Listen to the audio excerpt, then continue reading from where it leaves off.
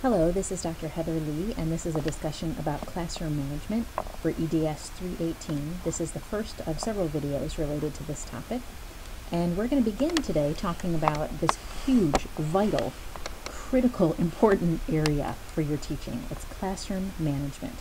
We'll talk about what it is, why it's important, and then we'll get into real specifics about how you can create the type of classroom that you want, and the type of classroom where students can truly concentrate and truly learn. An important standard for educators in this area from the INTASC describes a professional teacher as one who uses an understanding of individual and group motivation and behavior to create a learning environment that encourages positive social interaction, active engagement in learning, and self-motivation. And all of that sounds wonderful. I'm sure you'd say, oh yes, I want that in my classroom. I'll have a classroom like that. But accomplishing this is very challenging and very complex.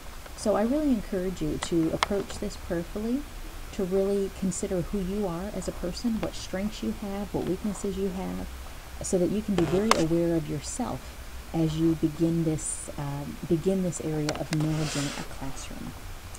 Take a look at this quote. "I've come to the frightening conclusion that I am the decisive element in the classroom." This is a teacher talking. "I am the decisive element in the classroom. It's my personal approach that creates the climate. It's my daily mood that makes the weather. As a teacher, I possess tremendous power to make a student's life miserable or joyous. I can be a tool of torture or an instrument of inspiration. I can humiliate or humor, hurt or heal. In all situations, it is my response that decides whether a crisis will be escalated or de-escalated, and a student humanized or dehumanized." I want you to really think about that statement. Let me go back a little bit and really consider the fact that you as a person, you as the teacher, are the one who creates the climate. And you can't blame your students for the tone of your classroom. You are the one who decides what's going to happen in that classroom. And then you have tremendous power as a person. Mr. Gano here says that you can be a tool of torture or an instrument of inspiration. And I know you want to inspire your students. You want to be positive. You want to be healing. You want to have humor. But we need to recognize that there's a tremendous power in our hands to be the opposite of that. And so we really want to cultivate a type of classroom where students feel comfortable, where they're safe, and where learning happens.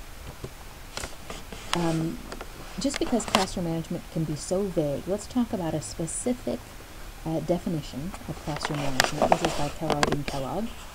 They say effective teaching requires a well-organized, business-like classroom in which motivated students work diligently at their learning tasks, free from distractions and interruptions. Establishing such a setting for learning requires careful thought and preparation and is called effective classroom management. Effective classroom management is the process of organizing and conducting a classroom so that it maximizes student learning. There's some real key words in here. Well-organized and business-like classroom. You have motivated students who are free from distractions and interruptions. The teacher gives careful thought and prepares this type of classroom. And then you manage and conduct a classroom so that it maximizes student learning. There are 5 research-backed principles I want to draw your attention to. This is based on research that's been conducted about classroom management, and Kellogg and Kellogg would draw teachers' attention to these 5 things to remember as we go along. The first one, it's the shortest, but it's really the hardest. Concentrate your attention on desirable student behaviors. It's very easy to focus on the negative at the expense of what you really desire. So concentrate on what you want to happen, what is good and what's good that's going on. At the same time, number 2, quickly and appropriately attend to inappropriate behavior, especially that which is lingering or likely to become disruptive. So you focus on the positive, but you also need to quickly see the negative and you need to know what to do about it so that it doesn't become a problem. Number 3, maintaining alertness to all that is happening in your classroom. This is very, very challenging when you're a new teacher, and just teaching an actual lesson requires so much of your brain that it's very difficult to be thinking, what are all of my students doing? You're just kind of hoping they're with you. But as you gain more experience, and as you are as prepared as possible for your lesson, that gives you more mental energy to be focused on what your students are doing. Number 4, providing smooth transitions, keeping the entire task on class and preventing dead time. All of those things come along with your teacher planning, making sure that you have planned and thought through these transitions and thought through things so that you don't end up with dead time, meaning time where your students have nothing to do for a few minutes while you figure out how to turn on the DVD player, for example, or while you try to find the papers that you were going to hand out, so preventing any dead time. And number 5, involving students by providing challenges, class meetings, ways of establishing rules and consequences, opportunities to receive and return compliments, and chances to build self-control and self-esteem. That's a big one in there, and it has a lot to do with cultivating a positive environment, which we'll talk about. So these are 5 principles that research would very easily back up as things that work in the classroom. Now, for this series of lectures, we're going to focus on 3 big keys to effective classroom management. And we'll probably have 1 or 2 videos on number 1, a video for number 2, probably one for number 3. So number 1 is creating and maintaining a positive and, supportive classroom environment. So you want a positive place for students to be. Number 2, you establish effective classroom procedures and guidelines. And then the third one is managing student misbehavior. And that is very important because you notice that when we think of classroom management, we many times think about number 3. What do I do when they misbehave? When they're talking too much, when they're disrespecting me, when they don't turn in their homework. And before you focus on that, you need to spend much more time, at least 2/3 of your time, before the misbehavior, in creating a positive environment and establishing procedures and guidelines, the rules for your classroom. If you do those 2 things, then you will have to spend less time and energy on number 3, managing student misbehavior, which is one of the more challenging things to do, one thing that teachers have difficulty with. So really focus on 1 and 2 to help yourself for number 3. So we're going to begin in this video talking about part 1, and it's creating a classroom environment. And there are 3 parts to this we're going to discuss. We're going to talk about relationships with students, the physical layout, and the atmosphere. And I want to draw your attention big time to this first one, relationships with students. If I had to pick the most important of these 3, there is no doubt in my mind that relationships with students is going to be the number 1 thing that you should focus on, and that should be a big key for you.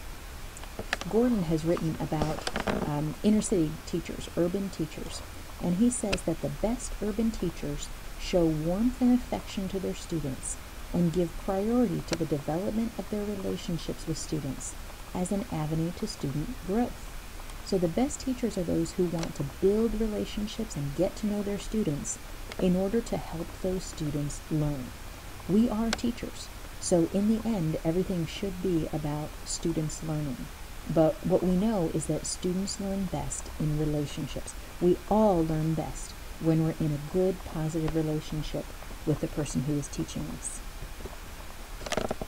Another author says that the strength of teachers' academic backgrounds, okay, that's what maybe you're a history teacher and you have all this history content and knowledge, or you've been through college and you got all A's. He says the strength of teachers' academic backgrounds is not the primary reason that they struggle with students or choose to leave the profession. The failure to establish a classroom atmosphere of mutual respect is the number 1 reason that teachers leave the profession after their first or second year. You know, I have seen this so many times that someone may have a lot of head knowledge about teaching, but If you are unable to forge a relationship, to enjoy your students, and to create an atmosphere of learning and to create a good positive atmosphere, you're not going to make it in the classroom. Your students are going to know that you don't really like them. And they're going to know that, you're there to teach and you love history, but you may not really love them. And so focusing on this area of mutual respect, having the type of place where everyone is comfortable. It's described, this is an important word, psychological safety. Psychological safety. That's where when students enter your classroom, they feel two things. They feel comfortable. They can be themselves. They're at home. They don't have to be somebody else. They don't have to fake it. So they feel comfortable and they feel supported, like you care about them and you want them to succeed. And it's not just you, it's their students. We know that what peers think of them have a lot to do with that comfortable and supportive environment. But we are the ones who establish and help to establish that feeling of psychological safety for our students. Now, there are several ways that we can do that. One important key is to build trust and cooperation with our students. And here are some things to think about in this area of building trust and cooperation, because it doesn't just happen if you say, oh yes, I want my students to trust me, I want them to cooperate. But there are specific steps that we need to take. Okay, and here's a few ideas. First of all, be a person with them. In other words, be real. Don't be the kind of person who always has to be right. Don't be the perfect person who never has a tough day or who always puts up a front with students. Especially your middle school, high schoolers, they see right through that. And so we need to be real with them, particularly when we're going through difficult things ourselves. We're still the professionals, but we can be real with them. We should be people who take time for students.